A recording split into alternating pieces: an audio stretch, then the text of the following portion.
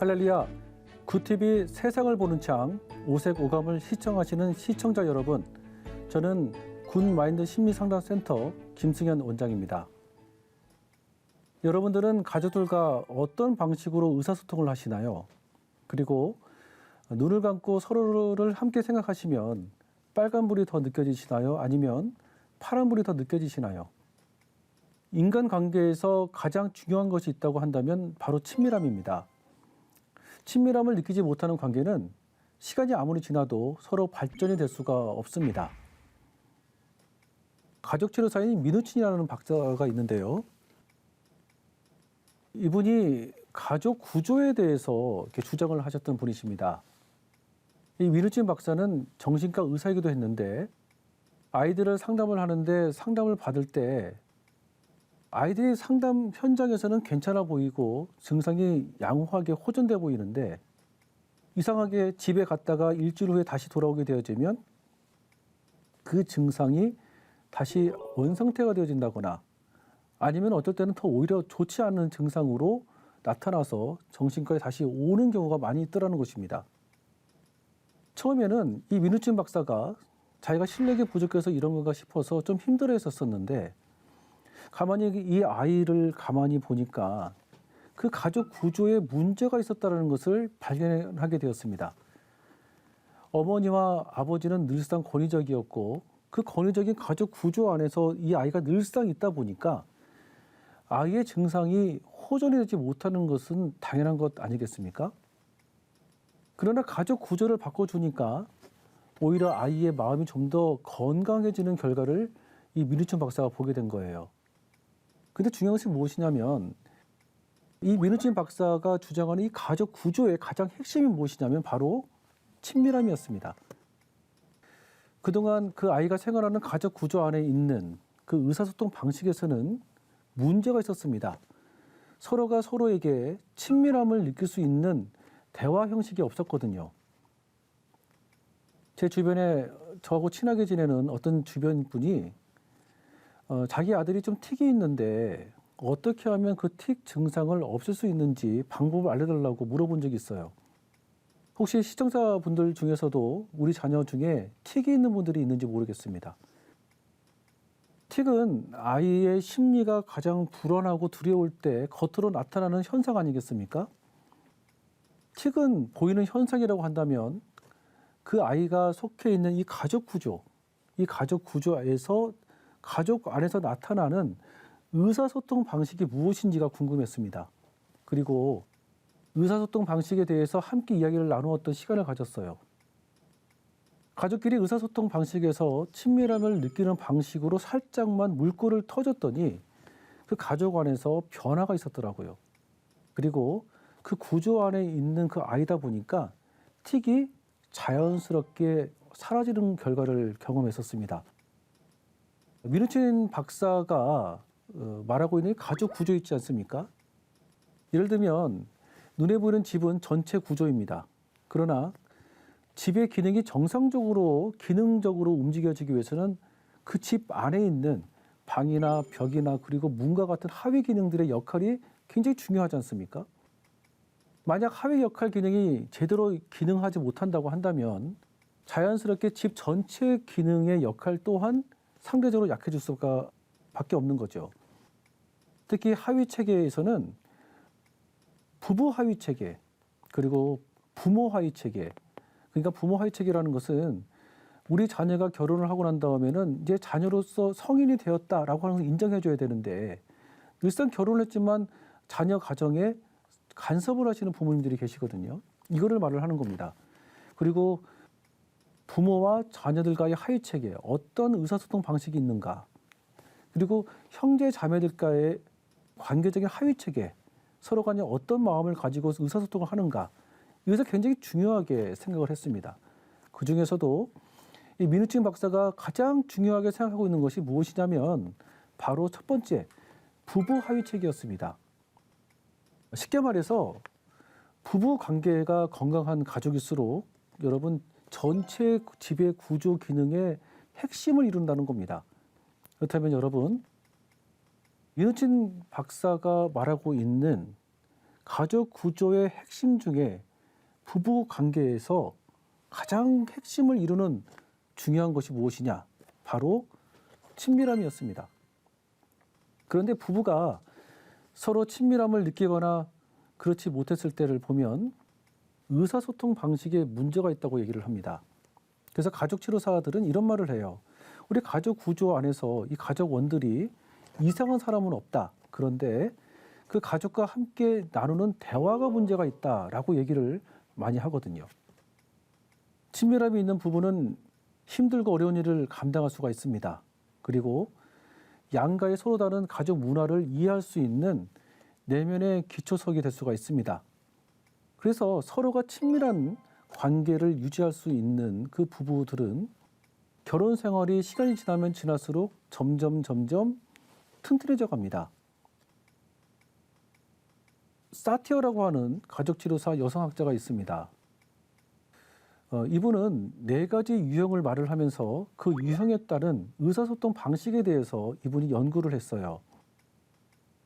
제가 특별히 의사소통을 선택한 이유는 내가 나 자신에 대해서 자각하지 못한 상태에서 살게 되어지면 나로 인해서 상대방은 어떤 기분을 느끼며 살았는지에 대해서 모를 수도 있지 않겠습니까?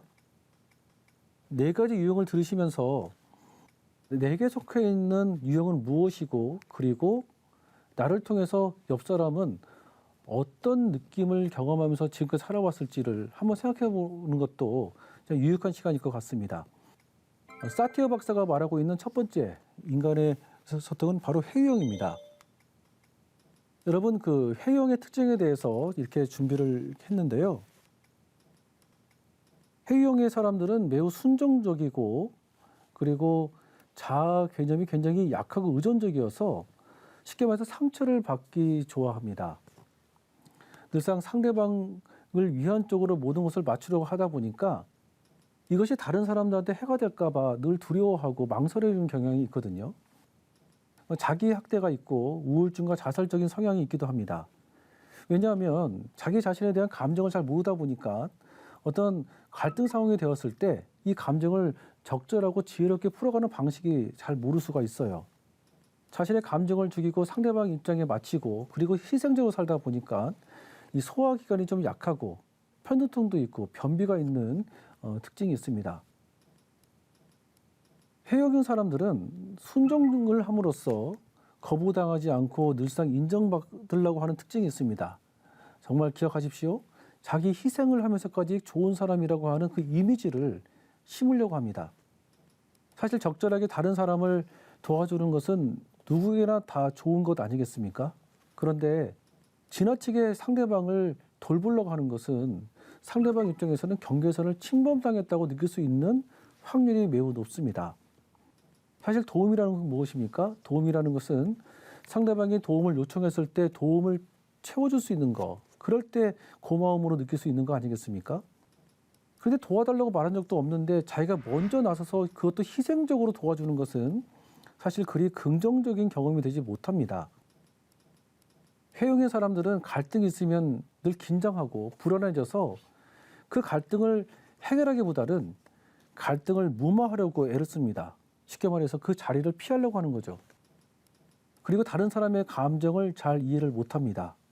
갈등 있는 사람을 피하려고 하고 문제를 직면하거나 자신에게 잘못된 부분, 연약한 부분이 무엇인지 인정하기보다는 그 변명을 통해서 자신의 약함을 자꾸 합리화시키려고 합니다. 사실 회유형에 속한 사람들은 겉보기는 순응적으로 보이고 착해 보이기까지 합니다. 그러나 분노와 수치심, 나에 대한 부적절한 자기에 대한 생각들로 가득 차 있는 경우가 많이 있어요. 언제나 다른 사람들을 맞춰주는 것에 익숙하다 보니까 정작 나의 행복이 무엇인지 모를 때가 많이 있습니다. 어떤 분은 우리 아이가 말을 잘 듣는다고 기분 좋아하시는 분들이 계십니다. 물론 아이들 입장에서는 부모의 말을 잘 따라야죠. 그러나 자신의 생각을 주장하지 못하고 무조건 아이가 엄마의 말을 거부하지 않는다고 한다면 우리 아이가 엄마의 기분을 혹여나 맞춰주고 있는 건 아닌지 생각해 보셔야 합니다. 그냥 밝고 명랑하게만 보이려는 노력하는 성향이 있다는 거, 이게 회유형의 특징입니다. 두 번째로 사티어 박사는 비난형이 있습니다. 비난형은 특징이 완고하고 독선적입니다. 그리고 명령적이고 권위성이 좀 강합니다. 상대방을 무시하고 오직 자신의 사고가 제일이라고 생각을 합니다. 상대방이 내 말을 따라줘야 된다. 다시 말해서 나의 생각이 조금 더 틀린 것이 없다라고 생각하기 때문에 상대방이 무조건 나를 따라줘야 된다라고만 생각을 하고 상대방의 입장을 고려해 주지를 않습니다. 융통성이 없고 다혈질적이며 다른 사람에게 책임을 전가하는 것에 특징이 있습니다. 고혈압, 혈액순환의 어려움, 근육 긴장에 신체적인 영향이 있습니다. 그러니까 비난형은 아까 말씀드렸던 이 회유형과 정반대 유형입니다. 비난형의 사람은 자신이 옳다는 신념이 너무 강하기 때문에 다른 사람이 자기의 뜻에 따라서 행동해야 된다고 믿고 사는 사람들입니다. 따라서 상대방의 입장을 잘 받아들이지를 못해요. 다른 사람이 자신의 기대를 충족시켜주지 않으면 몹시 화를 내기도 하고 비난합니다. 비난형은 완벽주의 성향이 여기에 속하기도 합니다. 완벽주의는 자기가 가지고 있는 기준이 너무 높아서 그 기준에 미치지를 못하면 나뿐만 아니라 상대방에게도 매우 비난하는 그 특징이 있어요. 사람들을 자기가 가지고 있는 어떤 생각의 틀 속에 딱 맞추어서 그 사람이 내가 생각했던 대로 움직여주면 좋은 사람이고 그렇지 않으면 그 사람의 가치 또한 인정해주지 않는 연약함이 있습니다. 가장 중요한 것이 뭐냐면 뭐만 잘못되면 늘 남 탓을 하는 것이 있습니다. 문제의 원인을 무조건 다른 사람에게 탓을 돌리는 좋지 않은 습관이 있습니다. 비난형에 속한 분들은 피해의식이 너무 커서 사람에 대한 의심과 불만이 많이 있습니다. 언제나 지적하고 가르치려고 하는 대화 패턴을 가지고 있죠. 명정적이고 권위적인 대화 패턴을 갖고 있다는 것입니다. 여러분, 중요한 것이 있어요. 비난형인 사람은 대개 회유형인 사람들과 만나서 결혼할 확률이 굉장히 높습니다. 왜냐하면 비난형인 사람의 입장에서는 자기의 말을 순종적으로 잘 들어주는 사람이 마음에 끌리거든요. 그래서 나도 모르게 비난형에 속한 사람들은 회유형인 사람들을 만날 수 있는 확률이 높고 회유형인 사람들은 비난형인 사람이 매우 인생의 열정과 에너지가 높아 보여서 마음에 끌려 보일 때가 있습니다. 비난형인 자매와 순종적인 형제가 만나서 결혼을 했습니다. 처음에는 신혼의 즐거움으로 행복했어요. 그런데 시간이 지날수록 두 사람의 관계가 너무 힘들어지는 거예요. 왜냐하면 비난형에 속한 아내 입장에서는 남편을 보면 자기가 말한 대로 남편이 말을 잘 들어주지 않으니까 그렇게 못할 때마다 자기를 무시한다고 생각하는 거예요. 무시한다고 생각을 하니까 기분도 나빠지고 기분이 나빠지니까 더욱 남편을 비난합니다. 내가 다 자기 좋으라고 하는 거지 다 나 좋으라고 하는 거냐 라고 남편에게 말을 하지만 그런 말을 들을 때마다 남편 입장에서는 계속 혼나고 지적받는 기분을 느껴지게 되어집니다. 그럼 점점 힘들어지는 거죠.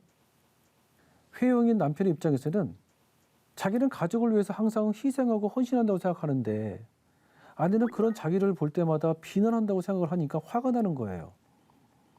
회유형인 사람은 자신의 감정과 생각을 표현하는 것이 익숙한 사람들이 아니다 보니까 자기의 감정이 나쁘다고 힘들다고 아내한테 말하면 가뜩이나 평소에도 혼나면서 사는 기분인데 더 혼날까 봐 말을 더 안 해버려요. 그래서 방에 들어가서 혼자 있으려고 합니다. 또 혼자 있는 남편을 볼 때마다 비난형인 아내는 어떻습니까? 또 비난하는 겁니다. 내가 뭐 때문에 당신하고 결혼했는지 정말 후회된다고 라고 얘기를 하는 거예요. 그럴 때마다 비난의 수위가 더 높아지고 듣는 남편 입장에서는 더 마음이 억울해지는 겁니다. 자기는 희생을 하면서 노력하면서 한다고 생각하는데 내가 뭘 그렇게 잘못한 게 많아서 나는 존중받지도 못하는 거냐 라고 생각이 들어서 조용히 밖을 나가요. 이런 것이 계속해서 반복되어지는 겁니다.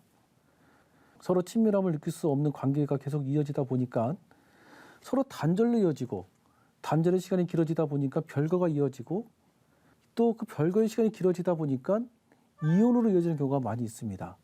그래서 부부 관계만 연구하는 가트만 박사는 5분 동안 그 부부가 대화하는 방식을 영상으로 찍어서 분석해 봤더니 이혼을 하는 그 부부들은 서로 비난하는 형식의 대화를 많이 하더라는 겁니다. 근데 다소 유치해 보이지만 장난도 치고 하는 그런 대화 형식을 갖고 있었던 그 부부들은 인생을 살면서 갈등이 있을 때 문제를 풀어갖고 갈등을 극복했던 성공률이 매우 높았다는 것이에요. 서로 자기가 어떤 유형인지 스스로 객관적인 지각을 했었다면 이런 의사소통에 어려움을 겪지 않을 수도 있습니다. 또 세 번째, 사티어 박사가 말했던 세 번째 유형은 초이성형입니다. 초이성형은 자신의 일에 지나치게 섬세하고 타인을 신뢰하지 못하고 철두철미합니다. 감정적인 부분에 매우 냉정하고 차가우나 내면으로는 자상한 감정을 늘상 그리워하시는 분들이세요. 자기 통제의 상실에 대한 두려움이 있고 완벽성을 추구하고 논리적으로 그 일을 증명함으로써 자신의 어떤 합당함을 내세우려고 합니다. 강박적이고 집착적이며 공감이 좀 부족합니다. 근육이 경직되어 있고 근육턱이 있으며 성기능 저하가 있는 특징이 있습니다. 초이성형은 한마디로 말해서 감정을 느끼지 않는 분들이세요. 억압된 감정이 많은 분들이라서 그러는지 철저하게 이성적으로 무엇인가를 판단하고 생각합니다. 그리고 그분들은 모든 것이 합리적으로 생각하려고 하는 노력도 많이 해요.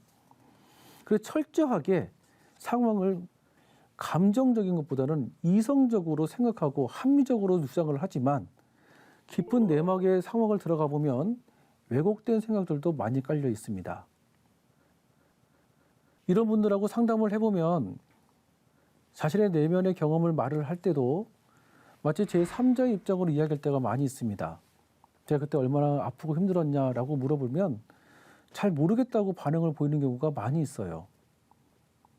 자신의 감정을 무시하면서 살아온 것이 익숙하다 보니까 다른 사람의 감정 또한 그리 중요하게 생각하지를 않습니다. 너무 이상적으로 판단을 하는 경우가 많이 있어요. 어떤 아내가 남편한테 오늘 직장에서 힘든 일을 얘기를 했어요. 여보, 너무 속상해서 힘들어요. 오늘 부장님한테 혼났는데 마음이 정말 어려워요. 라고 얘기를 하면 당신이 참 힘들었겠구나. 라고 하면 얼마나 좋겠습니까? 근데 이성형에 속해 있는 남편은 상황을 쭉 들어보고는 자기가 잘못했다고. 그때는 이렇게 했었어야지. 자기만 힘든 거 아니야. 다 힘든 거야. 무슨 그런 걸 가지고 힘들어하냐고 아내 입장에서 얘기하는 것보다는 그냥 상황적으로만 얘기를 해버립니다. 물론 여러분 합리적으로 이야기하는 남편의 이야기가 틀린 것은 아닙니다. 근데 상황을 무조건 이성적으로만 판단하고 합리적으로만 접근하게 되어진 사람들과 대화를 나눌수록 함께 있지만 정말 마음이 어려울 때가 있거든요. 왠지 같이 있을수록 외롭다고 느껴지는 사람이 바로 이성형에 속한 사람들입니다. 혹시 여러분들 중에 이성형에 속한 사람들이 있는지 모르겠습니다. 나와 함께 있는 사람이 나의 이성적 합리적 틀 때문에 혹시나 외로움을 느끼지는 않았나 생각을 해봐도 좋을 것 같아요. 그리고 또 사티어 박사가 말하고 있는 부적절입니다. 다른 사람의 말이나 행동과 상관없이 늘 행동을 하고 대화의 내용이 초점이 좀 부족합니다. 이런 사람들은 사실 감정에 대해서 느끼려고 하지를 않아요. 회용에 속한 사람과 부적절에 속한 사람이 결은 비슷해 보이는데 살짝 다릅니다. 회용의 사람들은 그 감정을 느끼되 그 불편한 자리를 피해버리는 사람이지만 사실 부적절한 사람들은 감정 자체를 느끼지 않으려고 합니다. 그래서 그 주제를 다른 걸로 바꾸려고 한다거나 어떤 애매한 상황들 아니면 불편한 상황들을 유머러스하게 분위기를 바꾸려고 자기 자신을 노력합니다. 겉으로는 재미있어 보이지만 마음에서는 늘 불안과 외로움과 자신에 대한 무가치함이 있습니다. 부적절에 속한 사람들과 대화를 나누다 보면 한 주제에 이렇게 집중을 하다 못하다 보니까 상대방의 이야기를 무시하거나 어떤 질문을 엉뚱한 대답을 통해서 피해버리려고 할 때가 있어요. 그래서 여러분, 부적절형은 그냥 마음을 늘 안정감 있게 보듬어 주셔야 됩니다. 불안하면 불안할수록 사실 나와 애매한 그 상황들을 자꾸 피하려고 하거나 그리고 감정을 느끼지 않으려고 할 수도 있거든요. 사람의 성장은 나의 불편한 감정을 피하지 않고 이 나와 내면의 소리와 귀를 기울이면서 교제를 나눌 때 성장이 되어지거든요. 이것을 가리켜서 사티어 박사는 밀치적 의사소통이라고 얘기합니다. 여러분, 밀치적 의사소통은 우리 삶의 변화의 출발점입니다. 내가 자신과 대화를 나눠본 적이 없는데 어떻게 상대방의 마음을 이해할 수 있고 공감할 수 있겠습니까? 그래서 모든 변화의 출발은 바로 자각이라고 합니다. 자각. 그래서 여러분, 자각할 수 있다는 것은 마음이 편안하게 있을 때 자각이 가능한 것입니다. 자각이 없다면 결코 변화를 기대할 수가 없습니다. 여러분, 아무리 오랫동안 시간을 함께 했어도 나의 부족한 것들에 대해서, 나의 어떤 스타일에 대해서 자각이 없다고 한다면 나로 인해서 상대방이 분명히 불편함을 느끼고 있어도 불편함을 느끼는지도 모르는 상태로 살아가는 경우도 많이 있습니다. 그래서 여러분, 우리가 이 시간을 통해서 함께 기억해야 될 것은 내가 가지고 있는 어떤 유형을 아는 것도 중요하겠지만 그 삶의 자각을 통해서 나를 통해서 상대방은 어떤 마음을 느꼈었는지 한번 생각해 보는 것도 상당히 중요할 것 같습니다. 여러분, 자각이 이루어지는 것은 가장 마음이 편할 때 이루어진다고 말씀을 드렸습니다. 사람의 마음은 나를 따뜻하게 안아주는 사람과 함께할 때 자각이 일어난다고 그래요. 그러면 마음의 중심에서 생각이 넓어질 수가 있습니다. 자각이 이루기 전에는 중심이 나 중심이다 보니까 모든 것들이 내 중심으로 이해를 하는데 자각이 이루어지게 되어지면 상대방 중심으로도 마음이 넓게 생각할 수가 있습니다. 여러분, 사람의 문제만 생각하고 자신에 대해서 생각하지 않으면 절대로 안 됩니다. 하나님이 나와 함께할 때 내 마음을 편안하게 느껴질 수 있는 것은 무엇이겠습니까? 하나님의 사랑 안에서 나의 부족함을 스스로 자각하고 회개하며 나아갈 때 나를 통해서 하나님의 큰 일들이 함께할 줄로 믿습니다. 여러분이 마음이 편안함은 그냥 나 혼자 힘으로 가능하지 않습니다. 자기 자신도 사랑받을 때 편안함을 누릴 수 있습니다. 마음이 편안해야 자기 자신에 대해서 생각하는 힘이 길러질 수 있는 거 아니겠습니까? 그래서 저는 묵상을 해보라고 얘기를 합니다. 묵상에는 강력한 힘이 있습니다. 말씀으로 내 마음에 주님의 사랑으로 가득하게 되어지면 주님의 눈에 비치는 내가 보이기 시작하고 내가 보기 시작하니까 상대방의 감정 또한 생각하게 되어집니다. 우리가 가족의 유형을 알고 친밀함을 경험하는 대화를 하려고 노력하는 자세는 매우 중요하고 필요한 자세로 생각합니다. 그러나 간혹 그 유형을 판단의 기준이 되어서는 안 됩니다. 예수님이 우리를 판단하지 않으신 것처럼 우리 역시도 판단하면 안 됩니다. 서로가 서로를 국률한 마음을 갖고 함께 하시면서 서로의 친밀함을 누릴 수 있는 좋은 가족 관계가 그리고 부부 관계가 되시기를 응원합니다. 하나님의 말씀으로 세상을 이해하고 바라보는 마음의 창이 여러분 안에 열리기를 소망하면서 이 시간 마치겠습니다. 감사합니다.